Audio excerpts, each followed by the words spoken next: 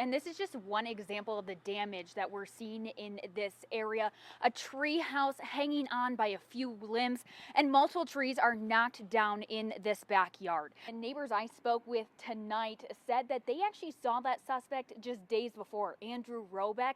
He was combative, and police say that's when he started his apartment on fire. Now, they say that he also broke out windows in his unit. That one right there is that window that they are talking about. Now, Sheriff Pelly also says that he hopes tomorrow more crews will be able to get out here and survey the damage, but also look for any victims who may need help. This upcoming election season, the pink and green areas won't be able to vote, and some parents tell me they're upset, but voters approved this districting back in 2015. Family told me they were at a wedding in Afghanistan. Now, they had planned on flying out on August 16th, but everything changed overnight. They tell me they woke up the next morning, the Taliban were running the streets, and they feared they may never make it home.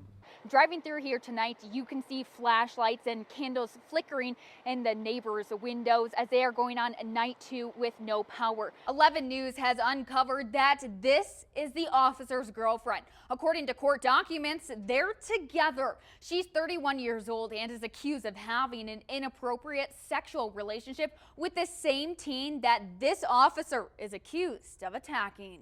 This is a mugshot of 31-year-old Kristen Wessel. She is facing charges of sexual assault on a child for reportedly having sex with a teenager. Court documents obtained by 11 News state Wessel admitted that it started in December of 2021 and she had sex with him on 4 different occasions. She was arrested in January. A few weeks later in February, court documents say the teen was riding his bike through this neighborhood when he was approached by off-duty Colorado Springs police officer Shane Reed. Those documents accuse Reed of pushing the teen up against the fence and said, quote, he would kill him and nobody would find his body. Sources say it all happened right here, and court documents say that Kristen Weasel and Shane Reed lived together just feet from this area. The officer was arrested a few weeks ago and charged with kidnapping, harassment, and misdemeanor child abuse. This is video of Shane Reed in court from last week. In a court document obtained by 11 News, it states that Shane is, quote, dating Kristen Wessel, who has been accused of sexual assault on a child. We also reached out to Shane Reed's attorneys. They told me he was not involved in the allegations against his girlfriend. When Kristen Wessel was arrested in January, the court ordered her to stay away from the teen.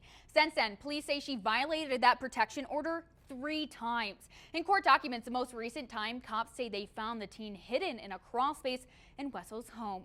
Julie Martin, 11 Call for Action. Lindsay, last year the unit received 6,600 tips, which range anywhere between child pornography to predators targeting children online. This year, within the first 3 months, they've already received nearly 2,000 tips, and the unit is using a resource unlike any other to combat that increase. Good girl. Luna Pixel is an electronic detection dog. She's used to find hidden cameras, computers, cell phones, and much more. She's understood that she is looking for something specifically hidden. In this mock search, a small SD card was hidden between these 2 boxes. It took less than 5 minutes for her to sniff it out. Last year, Luna cracked a case after detectives couldn't find where videos inside of a home were being taken. But she had found a small little hole where we finally were able to figure out Dad was putting the camera up against, and that's how he was videoing stepdaughter. Undercover detectives say their job is getting harder as technology advances quickly. We're in some programs now that we leave on a Friday thinking we're up to date, come in on Monday, and we're so far behind that it's just things update so fast. So we always have to be up to par and even beyond that to try and keep up. Investigations can take months, sometimes years, before conviction is seen, but these detectives say getting to the bottom of each tip is important. Every time a photo is passed on or they're contacted by somebody, they're being victimized. It's a heavy battle, but we're fighting it.